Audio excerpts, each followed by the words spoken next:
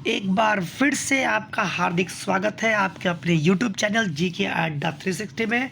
और आज रक्षाबंधन है, आप सभी को रक्षाबंधन की हार्दिक शुभकामनाएं। चलिए, आज मैं आपके लिए जो सेशन लाया हूँ, ये प्रीवियस ईयर बिहार और यूपी के एग्ज़ाम में पूछे गए प्रश्न हैं। अब हमसे पूछेंगे कि केवल बिहार यूपी में, तो मैं कहूँगा नहीं, ये बहुत सारे एग्ज़ाम में पूछे गए हैं। अभी हाल ही में जितने भी एग्ज़ाम अभी बिहार में हुए हैं, यूपी में हुए हैं, ये बहुत सारे क्वेश्चन रिपीटेड आए हैं, बहुत ही इंपॉर्टेंट है, उसका मैंने कलेक्शन बनाया। और मेरे भाई वीडियो के साथ बने रहिए, अंत तक देखिए और उसके बाद आपको पता चलेगा कि यह टॉपिक आपके लिए कितना इम्पॉर्टेंट था।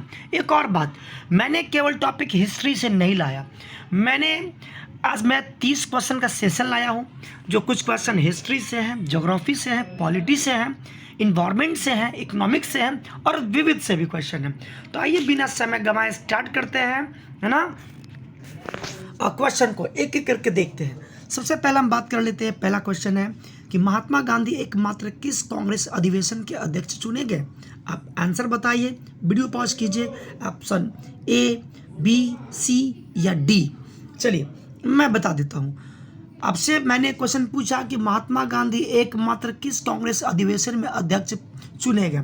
देखिए, आपको याद होगा घटना कि चौरी चौरा कांड के कारण महात्मा गांधी को क्या होता है कि 6 वर्ष की कड़ी कारावास की सजा सुनाई जाती है। लेकिन महात्मा गांधी की तबीयत बिगड़ने के कारण, स्वस्थ नहीं रहने के कारण उनको 2 साल पे ही 1924 में रिहाई कर दिया जाता है। और यही वो 2024 है जब महात्मा गांधी को बेलगांव अधिवेशन में अध्यक्ष चुन लिया जाता है। अगर आपसे पूछेगा कि कब, डेट बताइए, तो बोलिएगा 1924। कहेगा किस अधिवेशन, बोलिएगा बेलगांव अधिवेशन। और एक चीज़ और याद रखिएगा कि बेलगांव कहाँ पड़ता है? ये पड़ता है कर्नाटका में। कहाँ पड़ता है? कर्नाटका में। चलिए आगे बढ़ते अगले क्वेश्चन की तरफ। अगला क्वेश्चन है कि ऑपरेशन जीरो आवर आंदोलन किससे संबंधित है? देखिए बहुत अच्छा क्वेश्चन है। ऑप्शन ए असहयोग, बी स्वदेशी, सी भारत छोड़ो या डी सविनय अवज्ञा आंदोलन। आप वीडियो पॉज करें, आंसर 10 सेकंड सोचें। अब लेकिन मेरे पास तो इतना समय नहीं है कि मैं वीडियो पॉज करूं, रोकूं, तो मैं बोलने जा रहा हूं। तो क्वेश्चन ऑपरेशन जीरो आवर, पहले आप समझिए बात को। देखिए, जब भारत छोड़ो आंदोलन जब कांग्रेस के वर्धा में जब फाइनल हो जाता है कि हाँ हम लोग स्टार्ट कर रहे हैं भारत छोड़ो आंदोलन, इस बात की जैसे जानकारी अंग्रेजों को होती है, तुरंत ये क्या करते हैं, एक ऑपरेशन स्टार्ट करते हैं। किस चीज़ को लेकर? तो जितने भी प्रमुख भारतीय नेता सभी को गिरफ्तार करने के लिए, नज़रबंद करने के लिए। तो ये जो ऑपरेशन जीरो आवर है, ये संबंधित है भारत छोड़ो आंदोलन से। क्लियर है? अगर आपसे पूछे कि भारत छोड़ो आंदोलन कब हुआ, तो सबको पता होगा 1942। अगला बहुत ही अच्छा क्वेश्चन। तो क्वेश्चन है कि बाबा साहब अम्बेडकर की शिक्षा में सबसे ज़्यादा किसने योगदान दिया? ऑप्शन है हैदराबाद के नवाब, बी जूनागढ़ के, सी बड़ौदा के महाराज या डी कलिंग के महाराज। देखिए अच्छा क्वेश्चन है। मैं अभी बात कर लेता हूँ, बीपीएससी की अभी एग्जाम हुई थी। अब बीपीएससी के एग्जाम में पूछ लिया गया था कि महात्मा गांधी जो अपना हाई जो स्कूल की एजुकेशन जो लेते हैं वो किस कॉलेज से लेते हैं, है ना। ये क्वेश्चन बीपीएससी में पूछा गया था। बिल्कुल उसी के तर्ज पे ये क्वेश्चन है कि बाबा साहब के अम्बेडकर की शिक्षा में किसने सबसे ज़्यादा योगदान दिया इस 4 ऑप्शन में। चलिए बात उठी है बाबा साहब की, तो बाबा साहब के बारे में मैं आपको बता दूं कि बाबा साहब की जो प्राइमरी एजुकेशन होती है, इसमें इनके एक प्राइमरी टीचर थे, प्रारंभिक शिक्षक कह सकते हैं। उनका नाम था श्री कृष्ण केशव अम्बेडकर। श्री कृष्ण केशव अम्बेडकर ने क्या हुआ कि इनके प्राइमरी एजुकेशन में काफ़ी ज़्यादा योगदान दिए। क्या नाम था? श्री कृष्ण केशव अम्बेडकर। चूँकि इंग्लिश से लिखना पड़ रहा है तो आप अपने नोट्स पे लिख लें।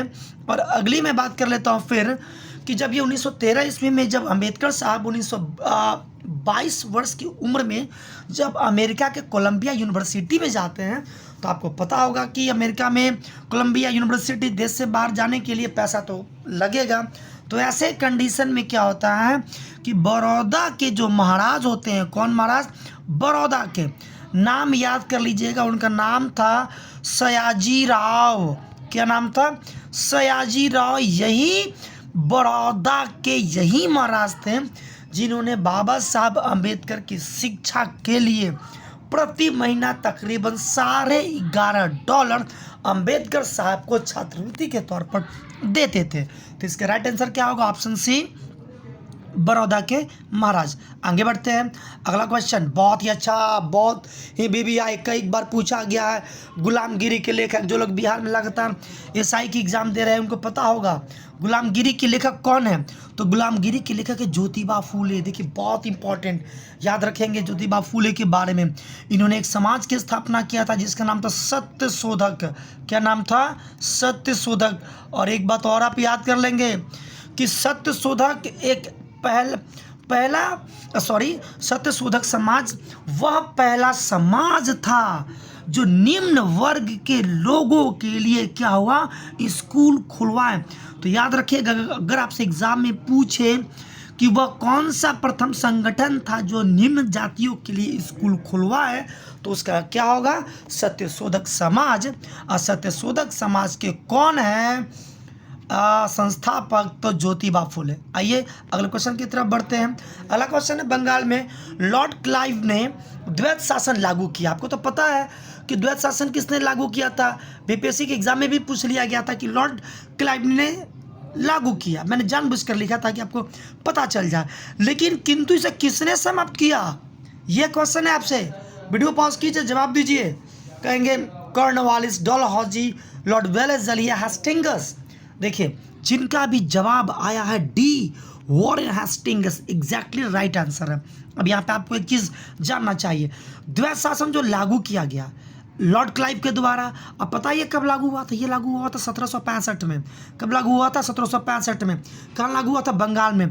कब समाप्त हुआ? तो आपने टिक किया वॉरेन हेस्टिंग्स। याद रखेंगे, अगर ईस्वी अगर आपसे एग्जाम में पूछ दे तो 1772। बीपीएससी के पीटी में या पीछा पूछा गया क्वेश्चन है कि द्वैत शासन को किसने खत्म किया था? तो 1772 में वॉरेन हेस्टिंग्स ने खत्म किया। अगला क्वेश्चन आते हैं, फ्रांसीसी कंपनी ने पहली व्यापारिक कोठी कहाँ खोली? ये सबको पता होगा।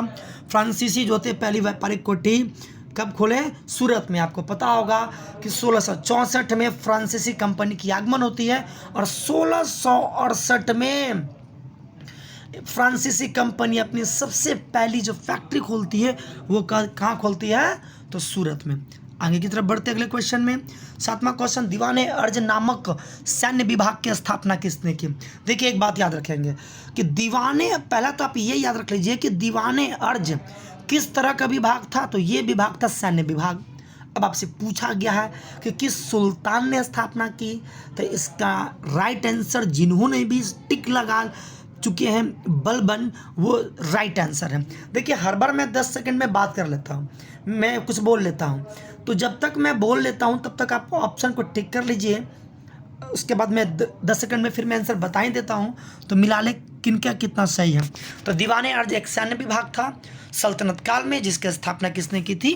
बलबन ने की थी। आइए अगले क्वेश्चन पे। अगला क्वेश्चन वर्ल्ड हिस्ट्री से और आज का हिस्ट्री का लास्ट है क्वेश्चन, 8वां नंबर, राइट्स ऑफ मैन की रचना किसने की? तो देखिए राइट्स ऑफ मैन की रचना की है टॉमस पेन ने। किसने की है? Thomas pen.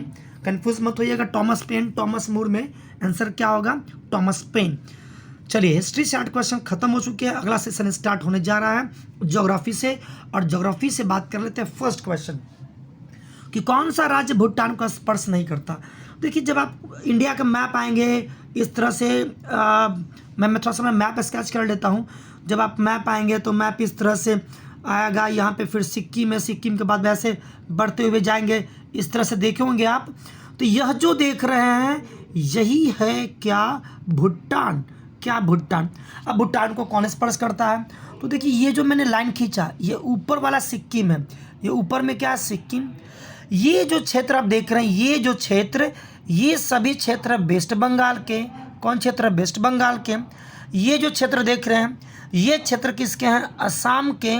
और इस तरफ है एपी यानी अरुणाचल प्रदेश। तो आपको दिख रहा होगा कि इस तरफ से सिक्किम है, इधर से वेस्ट बंगाल है, इधर से असम है, और इधर से कौन है? अरुणाचल प्रदेश। क्वेश्चन है कि कौन स्पर्श नहीं करता है भाई? कौन भारतीय सीमा स्पर्श नहीं करता?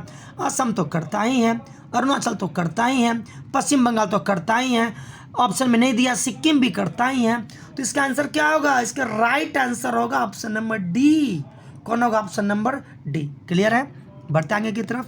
अगला क्वेश्चन, विश्व का सबसे शुष्क मरुस्थल, सबसे सूखा मरुस्थल कौन है? सोचिए, सबसे सूखा मरुस्थल, ये बड़ा नहीं कह रहा है, सबसे सूखा मरुस्थल पूछ रहा है आपसे। देखिए, जिनका भी आंसर है अटाकामा, वो राइट आंसर है। आप कहेंगे कि ये सूखा मरुस्थल अटाकामा ये भाई है कहाँ पे? तो ये है दक्षिण अमेरिका में, या दक्षिण अमेरिका का एक कंट्री है जिसका नाम है चिली। मैप देखते होंगे, लेफ्ट साइड में आपको मिलता होगा क्या? चिल्ली, चिल्ली के ऊपर पेरू ऐसे मिलता है ना, तो यही चिल्ली में है दुनिया का सबसे सूखा मरुस्थल, जिसका नाम क्या है? अटाकामा। चलिए, क्लियर होगा। बढ़ते आगे की तरफ। कोरोना किस देश की मुद्रा है? तो बीएसएससी की जो भी एग्ज़ाम देने जा रहे हैं, +2 वाले या सीजीएल वाले, रेलवे के जो भी स्टूडेंट्स हैं एसएससी के, ये अच्छा क्वेश्चन है, क्योंकि आपसे मुद्रा से एक क्वेश्चन पूछा जाएगा, और इसका जो राइट आंसर है वो स्वीडन। कोरोना किस देश की मुद्रा है? तो कोरोना किस देश की मुद्रा है? स्वीडन की। कहेंगे डेनमार्क, डेनमार्क नहीं है मेरे भाई, स्वीडन का है। ठीक है, अगली बात कर लेते हैं अगला क्वेश्चन में। अगला बहुत ही अच्छा क्वेश्चन, बहुत बढ़िया क्वेश्चन है आपसे कि भारत में कर्क रेखा यानी 23.5 डिग्री और भारतीय मानक समय यानी 82.5 डिग्री पूर्वी देशांतर कहाँ एक दूसरे को काटती है, कहाँ एक दूसरे को प्रतिच्छेद करती है? बहुत बढ़िया क्वेश्चन है, बहुत अच्छा क्वेश्चन। तो चलिए, आपके सामने ऑप्शन है यूपी, उड़ीसा, एमपी या छत्तीसगढ़। तो जिनका भी आंसर आया है छत्तीसगढ़, वो एग्जैक्टली क्या राइट आंसर है। एक चीज़ और आप याद कर ले, अगर आपसे पूछ दे कि भाई उस जगह का नाम बताओ, छत्तीसगढ़ में उस जगह का नाम बताओ जहाँ पर कर्क रेखा और भारतीय मानक समय दोनों कटती है, तो याद रखिएगा, थोड़ा सा कन्फ्यूजन में तो मैं भी हूँ, लेकिन उस जगह का नाम है सूरजगढ़। क्या नाम है? सूरजगढ़। सूरजगढ़ कहाँ पड़ता है? छत्तीसगढ़ में। ये वो जगह है जहाँ पर कर्क रेखा और भारतीय मानक समय दोनों एक दूसरे को प्रतिच्छेद करती है। क्लियर है? चलिए, अगला क्वेश्चन की तरफ बढ़ते हैं। अगला क्वेश्चन है जीवित जल सेतु, इंग्लिश में बोलते हैं लिविंग रूट ब्रिज, भारत के किस राज्य में देखी जाती है? बहुत ही अच्छा क्वेश्चन। चलिए, टिक मारिए। तो देखिए, जो जीवित जल सेतु अक्सर ये चर्चा में रहता है, और यह भारत के मेघालय में जीवित जल सेतु कहाँ देखा जाता है? तो भारत के मेघालय राज्य में देखा जाता है। बहुत अच्छा क्वेश्चन है, याद रखेंगे, कई बार एग्जाम में पूछा जा चुका है कि लिविंग रूट ब्रिज भारत के किस राज्य में है? तो मेघालय में। बढ़ते अगले क्वेश्चन की तरफ। क्या क्वेश्चन है, क्या बेहतरीन क्वेश्चन है। अभी मैंने एग्ज़ाम दिया था, मुझे याद आ रहा है, मैंने मेंस एग्ज़ाम दिया था। बिहार में 64 दरोगा का सीट के लिए आवेदन निकाले गए थे शायद, जिसमें 53 सीट फायर ब्रिगेड और 11 सीट जो थे वो मद्य निषेध के दरोगा के लिए थे। तो उसमें क्वेश्चन था, बहुत ही अच्छा क्वेश्चन था, मेरा पहला क्वेश्चन वही था। क्वेश्चन था कि निम्नलिखित में से कौन सा पूर्वोत्तर राज्य प्रायद्वीपीय पठार का हिस्सा है? और यही 4 ऑप्शन था, बिल्कुल इसी तरह का ऑप्शन था। उसमें ऑप्शन में जम्मू कश्मीर भी था, खैर वो तो वैसे ही छट जा रहा था। तो चलिए, याद रखिएगा। अब इस क्वेश्चन की बात कर लेते हैं कि पूर्वोत्तर राज्य जो हिमालय का भाग नहीं है। अब जो भी आप 7 सिस्टर और एक पढ़ रहे हैं सिक्किम 8, ये सभी आपको लगता होगा हिमालय का भाग है, लेकिन मेरे भाई गलती मत कीजिएगा। इसमें से एकमात्र मेघालय यह हिमालय का भाग नहीं है। कमाल का चीज़ है, मेघालय जो है हिमालय का भाग नहीं है। अब मेघालय में 3 पठारी जानते होंगे, गारो, खासी, जयंतिया। ये गारो, खासी, जयंतिया नाम कैसे पड़ा? क्योंकि यहाँ पर गारो, खासी, जयंतिया जनजातियाँ रहती हैं, और ये गारो, खासी, जयंतिया ये हिस्सा है। कहेंगे किसका हिस्सा है? मेरे भाई प्रायद्वीपीय भारत का, मत भूलिएगा। सबसे अच्छा क्वेश्चन है कि मेघालय में जो गारो, खासी, जयंतिया है, जो मेघालय, वो किसका है? तो प्रायद्वीपीय भारत का। तो आप क्वेश्चन पूछ रहा था कि हिमालय का भाग नहीं है, तो कौन होगा? मेघालय। आइए अगली तरफ बढ़ते हैं। अगला है निम्नलिखित में से, अच्छा सॉरी एक चीज़ और, अब क्वेश्चन ख़त्म हो गया। मैंने 6 क्वेश्चन मैंने रखे थे, मैंने कहाँ से? तो ज्योग्राफी से। अगला क्वेश्चन है पॉलिटी से। देख लेते हैं कि कौन सी संसदीय समिति वित्त समिति नहीं है। अब सोचिए, देखिए बहुत लोग अंदाजे से आंसर टिक मार देंगे, जो मार दे। पहले आप थोड़ा सा जान ले कि जो पार्लियामेंट्री जो कमेटी होती है, पार्लियामेंट्री कमेटी में मेरे भाई बता दूं कि यह दो तरीके की होती है। एक होती है परमानेंट कमेटी जिसे बोलते हैं अस्थाई कमेटी, और एक होता है एड हॉक कमेटी जिसे हम बोलते हैं अस्थाई। अब परमानेंट की बात कर ले तो परमानेंट कमेटी की भी बात कर ले तो जो ये जो परमानेंट कमेटी होता है यह भी दो तरीके का होता है। एक होता है वित्त वाला और एक होता है अन्य। वित्त वाला और कौन होता है? एक अन्य। तो आपसे पूछा संसदीय समिति जो वित्त नहीं है, तो देखिए याद रखेंगे कि जो लोक लेखा समिति है, प्राक्कलन समिति है, लोक उपक्रम समिति, ये तीनों समितियां जो हैं कैसी समिति है? वित्त समिति है। कुछ अन्य समिति की, अब अन्य समितियां की बात कर लेते हैं, जैसे विशेषाधिकार समिति, जैसे कार्य मंत्रणा समिति, जैसे अनुसूचित जाति और जनजाति के कल्याण से संबंधित समिति, है ना। तो ये अन्य समितियां हैं। तो चलिए थोड़ा सा साफ कर लेते हैं। क्वेश्चन कर रहा है कि कौन वित्त समिति नहीं है, तो देखिए प्राक्कलन वित्त समिति है, लोक लेखा समिति है, लोक उपक्रम है। तो इसका राइट आंसर क्या होगा? डी, क्योंकि सभी के सभी ऑप्शन में दिया गया वित्त समिति है। अगला क्वेश्चन की तरफ बढ़ लेते हैं। क्वेश्चन है लोकसभा तथा विधानसभा का निर्वाचन वयस्क मताधिकार पर होना किस अनुच्छेद से संबंधित है? मेरे भाई एक बात मैं बता दूं, क्वेश्चन आपसे पूछ रहा है कि जो हम लोग जानते हैं कि लोकसभा या विधानसभा का जो चुनाव होता है वो वयस्क मताधिकार पे होता है। अब वोट डालते हैं, पता होगा कि जिसका भी उम्र 18 वर्ष हो गया वो वोटिंग दे सकता है। एक कंडीशन है कि आपका नाम इनरोल होना चाहिए कहाँ? चुनाव आयोग के पास। आपके पास मतदाता परिचय पत्र होना चाहिए। तो जब आप वोट दिए हैं, अभी इलेक्शन हुआ है लोकसभा का, तो आपको तो ये पता होना चाहिए कि कौन सा आर्टिकल आपको पावर देता है वोटिंग करने का। यही तो क्वेश्चन पूछा गया है कि लोकसभा विधानसभा का चुनाव में, है ना। तो याद रखिएगा आप जो वोटिंग करते हो आर्टिकल 326, तो इसका भी क्या होगा? Article 326, article 326 is the right answer. किस चीज़ का? इस क्वेश्चन का। अगर आपसे पूछे कि आप वोटिंग देते हैं वो कौन सा आर्टिकल है? 326, है ना। चलिए आगे बढ़ते हैं। अगला क्वेश्चन कर रहा है कि विधान परिषद में सदस्यों की कम से कम संख्या कितनी तक सीमित किया गया? यानी क्वेश्चन है कि मिनिमम क्या है? मिनिमम कितना सीट हो सकता है किसी भी राज्य के विधान परिषद में? देखिए बहुत अच्छा क्वेश्चन है, बहुत बढ़िया क्वेश्चन। अभी दरोगा के ये मेंस में क्वेश्चन पूछा गया है। देखिए मिनिमम की बात, पहले तो आप तो ये जान लें कि भारत के 6 ऐसे राज्य हैं। कितने राज्य हैं? 6 ऐसे राज्य हैं जहाँ पर विधान परिषद है। और जानते हैं विधान परिषद में मिनिमम सीट कितना होता है? पता कितना होता है? मिनिमम सीट की संख्या मैं लिख देता हूँ। मिनिमम जो सीटें होती है वो होती है 40। कितनी रखी गई है? 40। यानी विधान परिषद में 40 से कम सदस्य नहीं हो सकता। तो इसका जो राइट आंसर होगा ऑप्शन सी होगा 40। एक चीज़ और याद रखिएगा, मैक्सिमम की अगर आपसे पूछ लेता कि एक विधान परिषद में मैक्सिमम कितनी सीटें रह सकती हैं, तो याद रखिएगा कि उस राज्य के विधानसभा के 1/3 से ज़्यादा नहीं।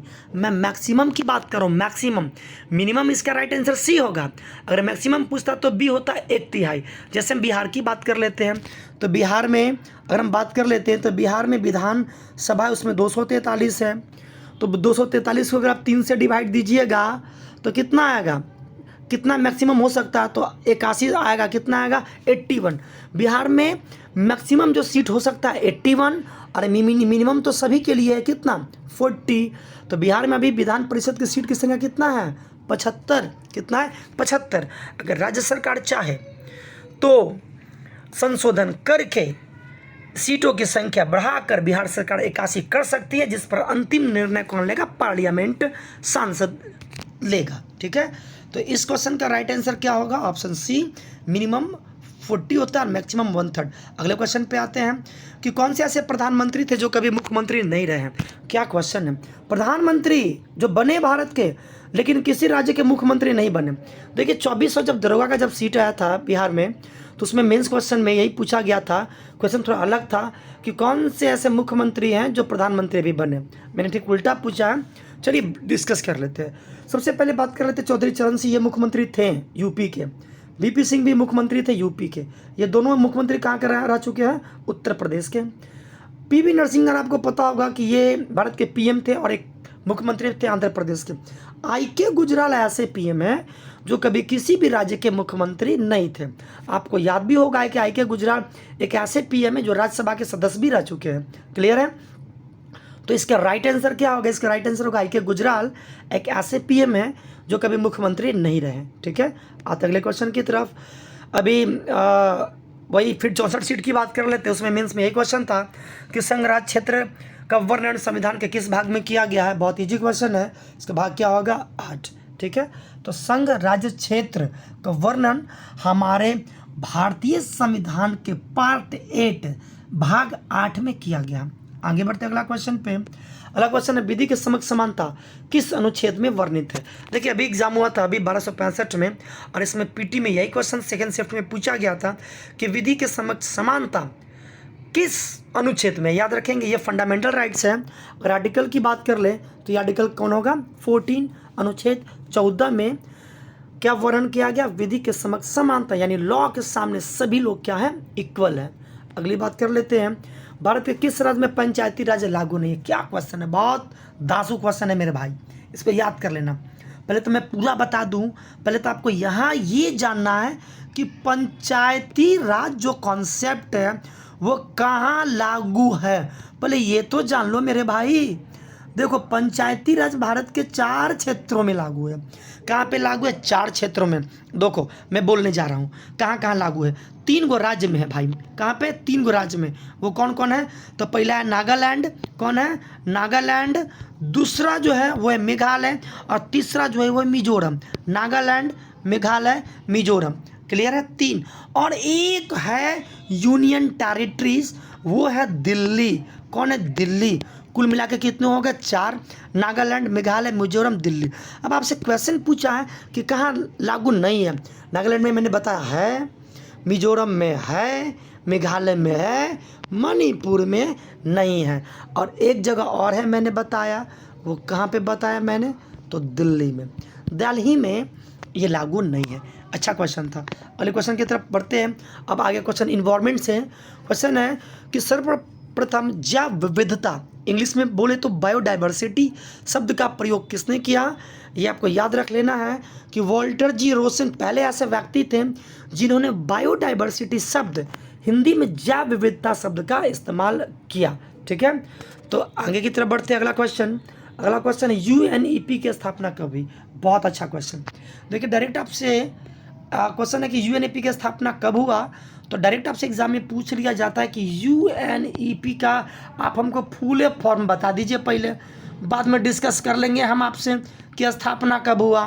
तो देखो लिख लो मेरे भाई, यूएनईपी की जो जो फुल फॉर्म होता है यू से यूनाइटेड, एन से nations, E stand for environment, P for programme, यानी यूनाइटेड नेशन इन्वायरमेंट प्रोग्राम।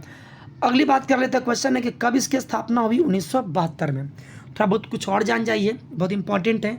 अगर आपसे एग्जाम में पूछ दे कि इसका मुख्यालय कहाँ पे है, मुख्यालय तो याद रखिएगा नैरोबी।